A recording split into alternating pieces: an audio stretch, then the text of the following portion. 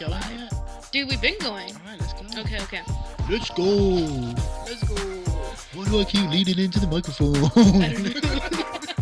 That's me the opening. Okay. Hey everyone, Jackie here, and welcome back to the Women Kickballs YouTube channel. I'm joined by David Copeland-Smith of Beastmode Soccer. What's up, Jackie? What's good? Let's see that sweater logo. Wow, very official. Shout out Nike. Okay, well, first off, You're a therapist, right? I mean, it could be a therapist. That's what journalists are, I feel like, half the time. Yeah. We know secrets. But you, as an individual skill specialist, got a fancy title there. Yeah. Self-given. Yeah. No, that's the best way to do it. I feel like there's so much from your journey or your experience that stories, ups and downs. But why don't you give us like a snippet of how things started to boom, how people know Beastmode Dave? I'm not very good at snippets, to be honest. And I'll make some edits. So this story, there are two versions of this story. Depending on who you ask? Depending on if you ask me or Allie Riley. Okay. There are two versions. So if you ever have Allie on the show, ask her. I lived in Florida and I was coaching teams, and I did all my licenses and everything, and I just didn't enjoy it because the better the teams got, the crazier the parents got. And what I really liked doing was seeing the development of the kids like individually. So I moved to California with a girl, and that didn't work out. X. It's all right. Okay. Still friends. It's good. Yeah, she looks after my dogs. My dogger, rest in peace, Frank in London. Oh, right there. Right there. And I decided when I got here to try and do a lot of what was commonly known as private sessions, because that's what I really enjoyed. But I didn't know how to start running a business or anything. So I got here, I started to do privates, and then I got a job at a high school in Westlake, Studio City, Harvard Westlake. It was Westlake like 50 years ago. Oh, okay. And I believe that was a girls' school, and then it joined with Harvard, the boys' school. I believe, I might be wrong. So I got a job at Harvard Westlake, which, if you know it in LA, it's a super bougie private school. Bougie, like kids in G-wagons. Right, there's a list. There's a list. To be fair, like Alyssa, obviously phenomenal player. Giselle, phenomenal player. Allie Riley played in 5 World Cups. Will be 5 Olympics, I believe. And before that, everyone forgets Jill Oakes. Jill Oakes played a couple of times for the US Women's National Team. She was a phenomenally technical player. So that school has its own storied history. But I was working there, and like the first day, the guy who ran the program couldn't come. I was working JV. I was doing JV girls and I took the job because it was close to the new house or new apartment. And so he's like, "Oh, I can't come. Like a car broke down or something. I can't remember." And he's like, "Can you take both teams?" Like, "Yeah, no problem. Why would I be intimidated? Why?" So do the session. It goes really well, and at the end, this girl I hear, "Freshman, put all the equipment away." And I don't like that. I don't like this, freshmen have to do everything. So I looked at her, I went, "No," I'm like, "Why don't you lead by example? You're a senior. Why don't you put the equipment away?" And she's like, "It's tradition." And I'm like, "It's glorified bullying." I was like, "Dang, call him out. Let's go." And this is where we clash a little bit, because I remember, and it might be me romanticizing the story, but I remember saying, "She better than you anyway. Why should she put your stuff away?" Dang, she says that I didn't say that, but maybe I'm like embellishing a little bit. And she hated me. And then over the course of the season, I would catch her watching my sessions. And I genuinely thought she was messing with me, because Were you scared of her? A little bit intimidated, because she was like the mean girls. Like I would walk onto campus, and it's a campus, right? Yeah. And her and her mates be like, and I'd be like, "What are they looking at?" Like the movie Mean Girls? Yes. Wow. And then one day she came up to me and she said, me and my father had a question, like, "Would you consider training me?" And I'm like, floored. And I'm like, "For what?" And she's like, I've got an opportunity to represent New Zealand under 20s. And I'm like, well, obviously with your broad Kiwi accent. And she's like, no, my dad's a full-on Kiwi. And I'm like, I'll do it, but you've got to do exactly what I tell you to do. Like, because obviously we clash a little bit. Mm-hmm. And she did. And she worked and worked and worked. And that was the story of my first player. Now fast forward. So, you know, through Allie, I meet Kelly O'Hara and players like this. But fast forward, WPS. Yeah, throwback. Yeah, so WPS. Ali was on FC Gold Pride with Kelly and Marta. What a great team that was. And Albertine was the I was going to say, wasn't he the coach? Yeah. I just talked to him about that the other That's day. exciting because like all those players loved him. So I'm excited to see what he can do. Mm-hmm. And you know our game, right? Coaches get a bad rap. And I've never heard anybody say anything bad about Albertine. Like professional players. That's really good. Shout out to Albertine. I don't know him, but shout out. So far. Shout doing out. some stuff. So, you know, Ali comes back. I think it might have been just before WPS, before she got drafted. And she's like, oh, Dave, like, you need to grow up. She told you that? Yeah. And I'm like, this girl. I'm like, what? Because, okay, side note, I was living in a pop star's mansion.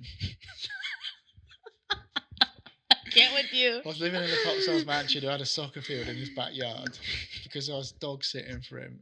And he was a good friend of mine at the time. Still is. Love him to bits. Robbie Williams. And I was looking after the house. So I had this field. Mm-hmm. So people loved coming up to the field and playing. It was like... The spot. It was ridiculous. Quite honestly, I didn't realise what I had. It was insane. And... so we would play or train and then play. And Ali was like, you know, like you need to grow up because like you train all these players because then I was training like Press and Ali, obviously Kelly, Abby Wambach, Amy Lepellebit, Liz Bogus, Sarah Hoffman. Like a whole crew. I think Laurie Lindsay came up a few times. Yeah, so we Bianca D'Agostino, like that little legend she was. So I had all these players and Ali, and looking back on it, it's like she was bang on. She was like, you train all these players, no one knows who you are. You're just Dave, a soccer guy. Whoa. And I'm like, I don't need to grow up. I'm living in a mansion, which I wasn't paying any rent in. And so I listened to her, and I got a website called, I think it was called The Soccer Guru. What? The Soccer Guru? Made a website and everything. And then on WordPress or what? Or like no, this is like before. I can't remember what it was on. Okay, that's right. I won't age you. Yeah, no, it might have been what it was. WordPress. I would say everyone starts on WordPress. Yeah. Yeah. And then you completely interrupted my flow. Sorry. How rude. You grew up, got a name, a website. Yeah, but then like a month later, I'm like, it's like 3:00 in the morning and I'm sleeping in my mansion. And I thought it was when that B.O.B. song, Beastmode, was out. You know, I'm in Beastmode, and that. And I was like, I wonder if Beastmode Soccer's available. And I just went on to GoDaddy and got it. And then I started to ask all my friends, and they all hated it. Whoa. And then I asked all the players, and the players loved it. And it's funny because all my friends were like, you can't make a business out of just doing like one-on-one training. And I was convinced because you have quarterback coaches, you have golf pros, you have tennis coaches, and they're all like, yeah, but they're all individual positions or specialized sports. And I'm like, yeah, but that's what I do, like individual positioning in football, and I work on it. So I've got to give a big shout out to Ali and a big shout out to Jill Oakes because Jill started the first co-ed game up there. Dang. So I met a lot of the players through her, and then we'll fast forward again, because I think we all know that one of the main reasons that Beastmode Soccer blew up was Alex, and it was funny because Kelly texted me. I sound like such a name dropper, but so Kelly just texted me. Kelly O'Hara, if you didn't know, like World Cup winner ×2, and she's like, "Can I bring some players up tonight?" And I'm like, "Kel, it's a good night tonight. We had because it was Robbie Williams' house. Like Premier League players would come up in the summer because like celebrity and sports people, like they're all intertwined. Yeah. And I used to run it all, so Rob would just throw them all at me and be like, "Oh, there's Dave, he runs it," and I'm like, "Oh, I don't know, okay, I want to." I have to pencil you in. It's a good night tonight. You're welcome. I know you're good. And she's like, "No, they can hang," and I'm like, "Well, if they can, they're on your team." And it was Tobin and Alex. And they come up, I'm like, yeah, they can play. And yeah, that's where it all started. Whoa. That was the condensed version. No, that was good. That was some good. I just want to get some water from my water bottle that it's not sponsored, but it could be. That Sarah Gordon bought me for Christmas. And Dang. It was one of the only Christmas presents I got. You got a magazine for Christmas. I'm gonna be. Yeah, I'm sorry. It's okay. I'm just joking with you. But a very vulnerable moment. What? Sarah Gordon she gave me a gift basket for Christmas. Dang. I cried. Really? Because I didn't have anything to open on Christmas Day.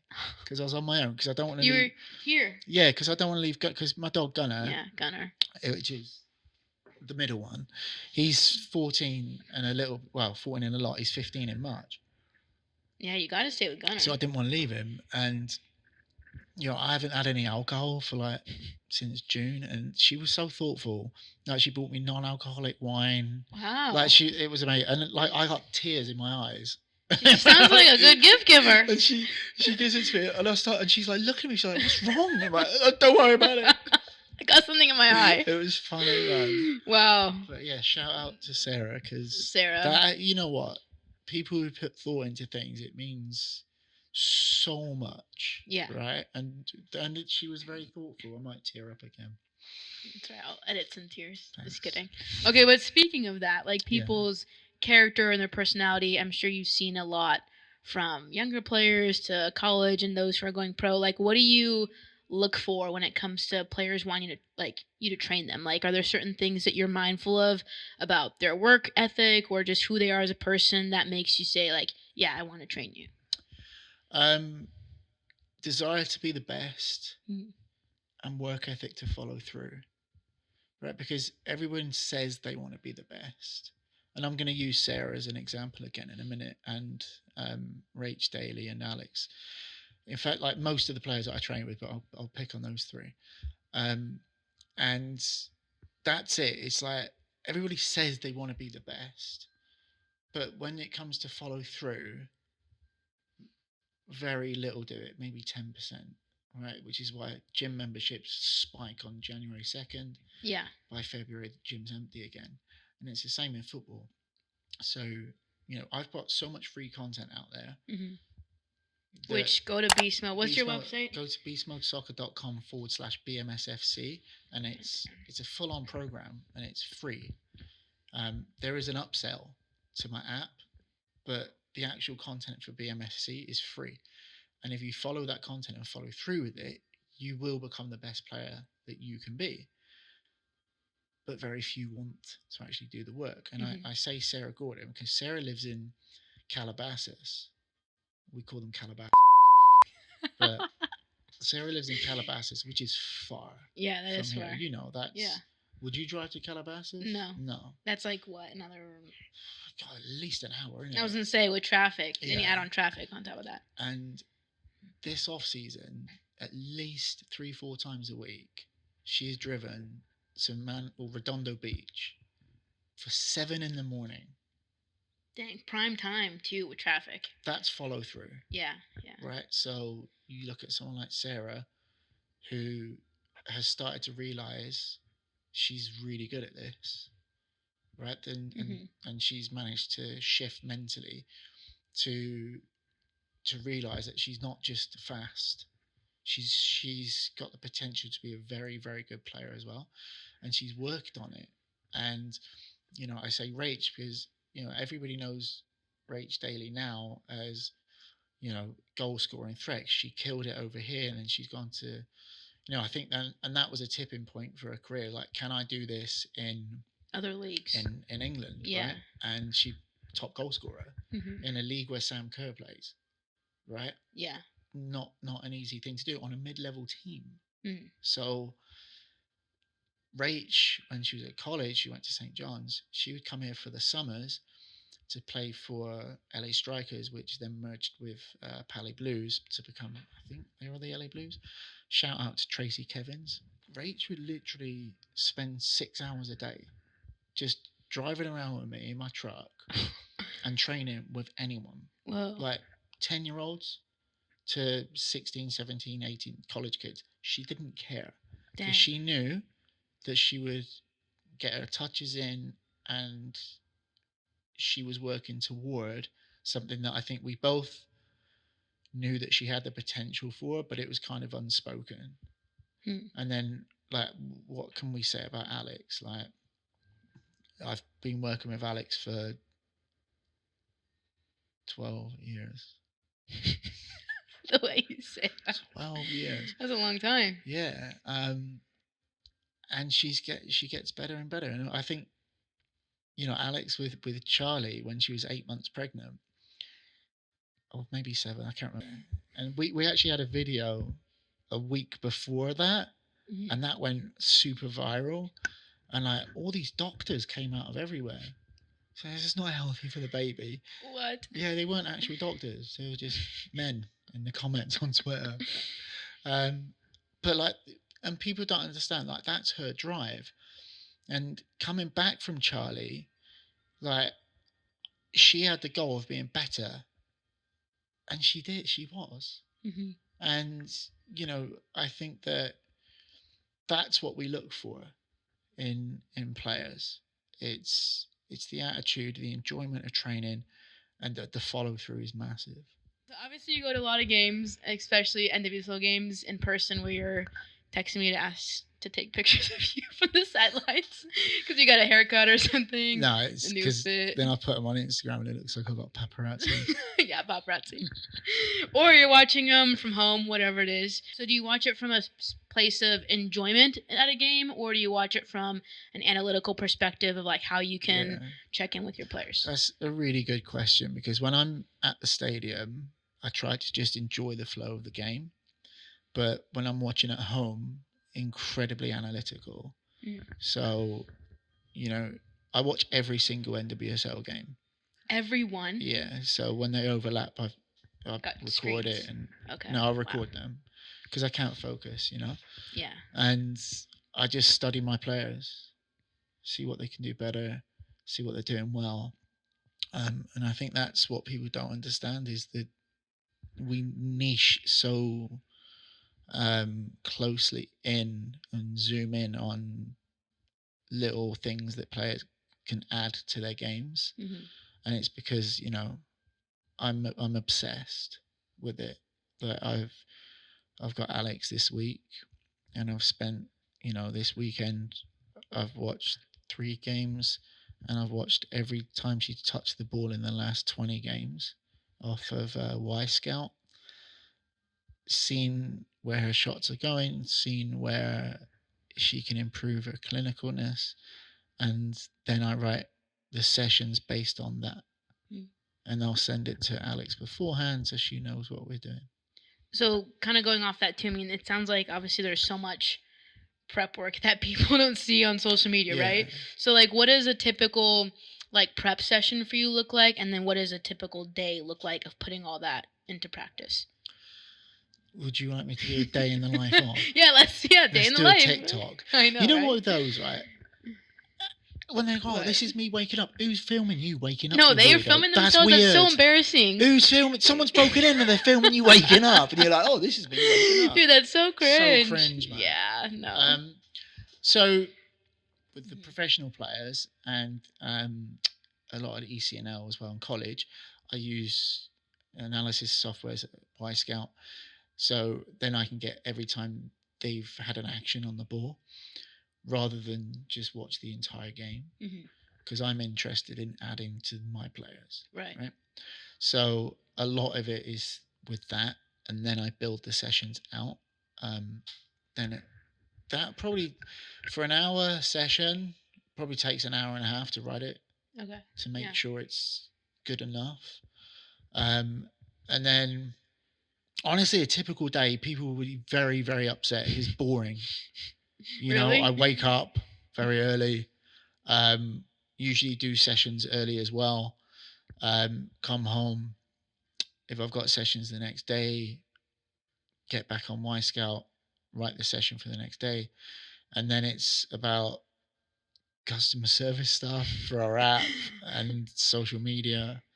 So I would love to say, yeah, no, like I like kick it back with like Alex and them, But you don't. you know, get out on the boat, you know, just living that life. With Servando Yeah, hanging. just, you know, go down and play some padel with server, but no, Yeah. it's not that. It's a lot of work that people don't see. Like we all know social media is a lie anyway, right? No one ever puts their bad things on social media, but with us, like we just try to stay truthful with it and transparent with, you know, I just put drills that people can use, and try to be helpful.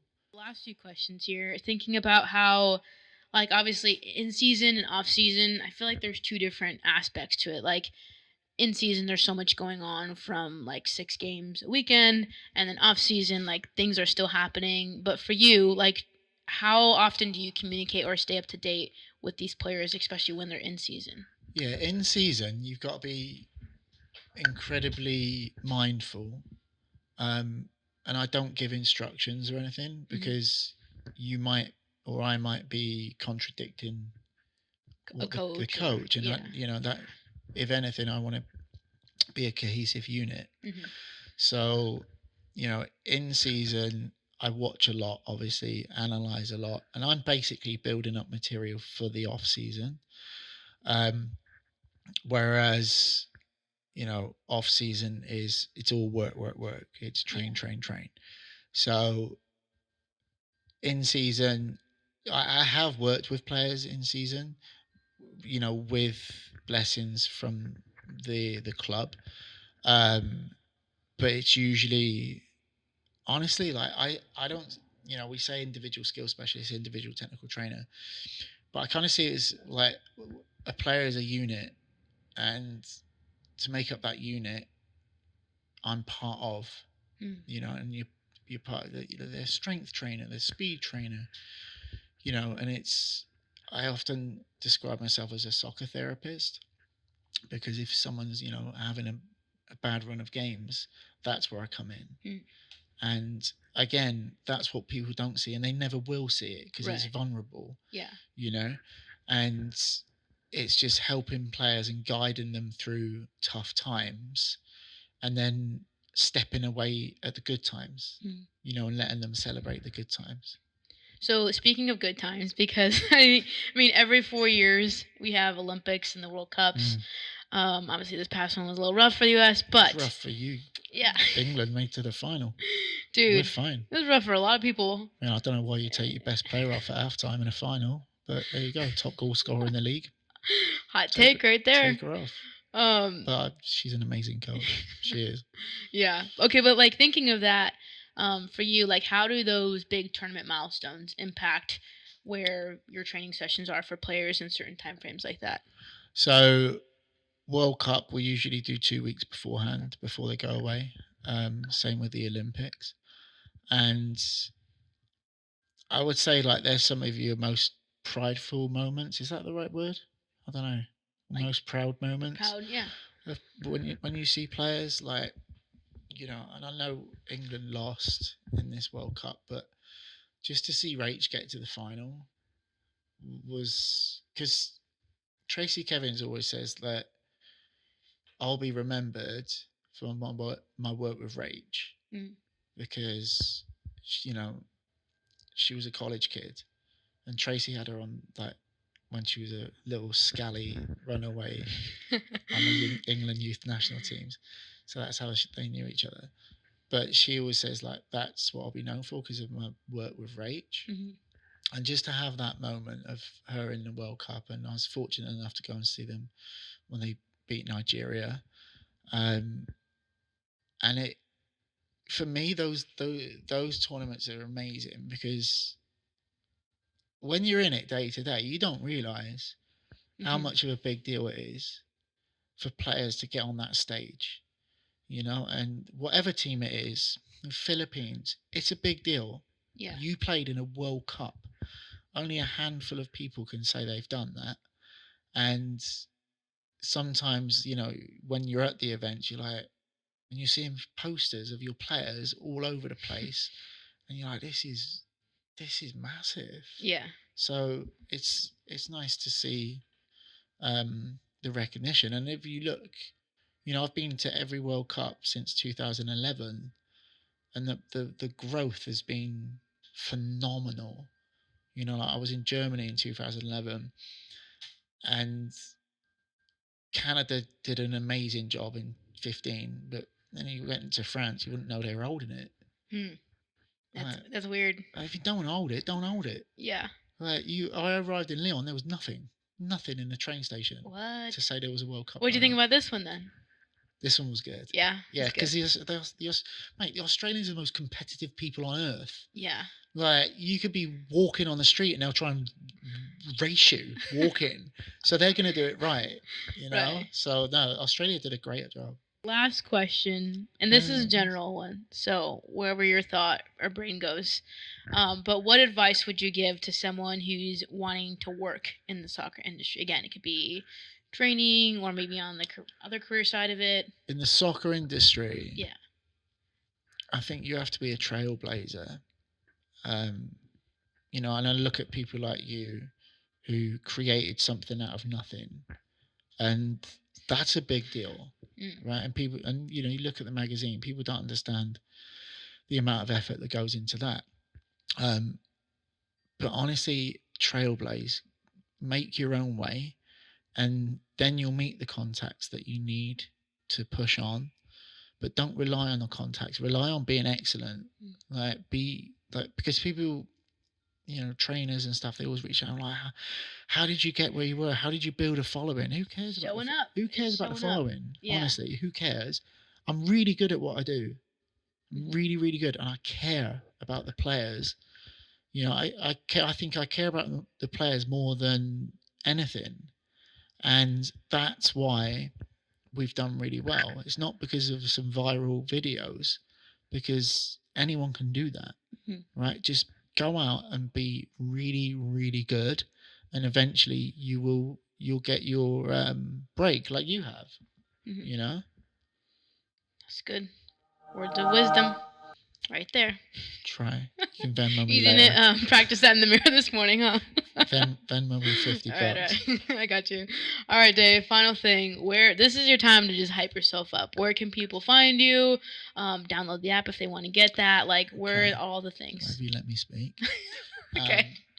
For everything individual development, all of our socials, it's /Beastmode Soccer. The website, beastmodesoccer.com, for the free program, BMSFC, which is Beast Mode Soccer Football Culture. I know it's soccer and football, it's the same thing, but it's fine. Beastmodesoccer.com /BMSFC. Boom. Boom. All right. Thanks for joining us. Muchas gracias. Nada. Right? I'm still learning. So embarrassing. He knows more Spanish than me. Gracias, señor.